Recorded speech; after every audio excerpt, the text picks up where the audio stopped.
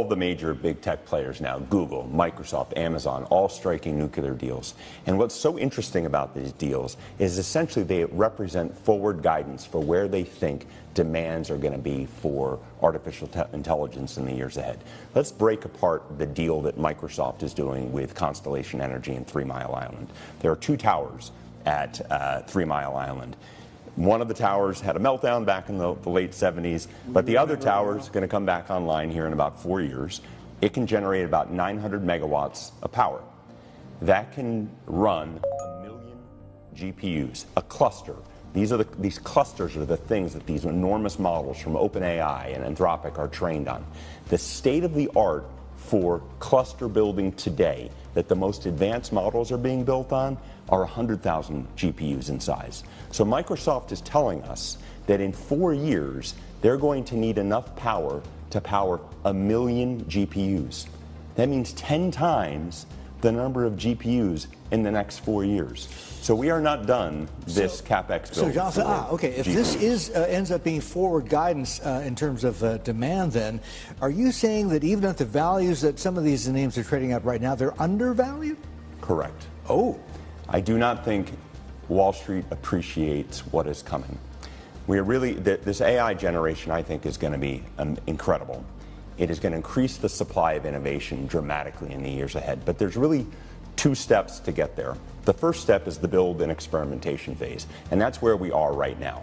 These massive investments in capital and infrastructure to build out these models, building these 10,000 GPU clusters, now 100,000 GPU clusters, and moving to 1 million GPU clusters.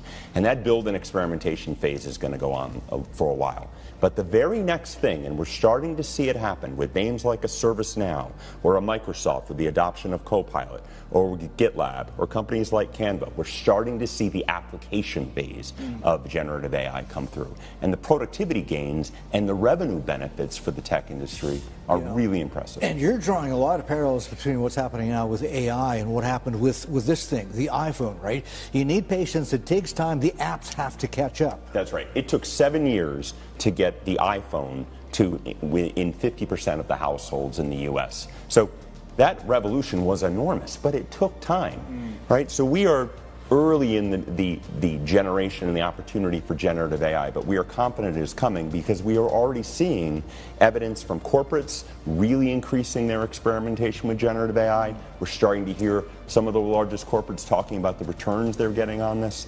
The numbers are very, very significant, and they're going to get much So, Jonathan, better. Listen, this is something that Sri and I have been talking about and sometimes worry about as well, and that is the whole idea of the nuclear option, right? You know, it's super efficient, it can be clean, it can be safe. I mean, this becomes not just a dollar discussion, but also a political discussion, does it not? Well, it does, but importantly, I looked at a survey out of Pennsylvania on citizens of Pennsylvania's comfort with restarting the 3 Mile Island, and they're fine with it, right? And that same survey was done 5-10 years earlier, and the sentiment was very different. Consumers, citizens are starting to understand that we do have a problem with climate that needs to be addressed. And AI is only going to make matters worse. We're going to get a lot of wonderful benefits from artificial intelligence, but we need clean, cheap sources of power to power that, and ultimately to also allow us to deal with our climate crisis. Are you confident new-gen nuclear is safe or safer, though? Absolutely. Yeah, the SMRs, the small modular reactors, none of those have been deployed commercially yet, so there's still a lot of work there. But the existing nuclear power infrastructure is very, very safe. It is a huge source of power in the United States. It is a huge source of power in China, and throughout Europe, it is well tested, very, very safe.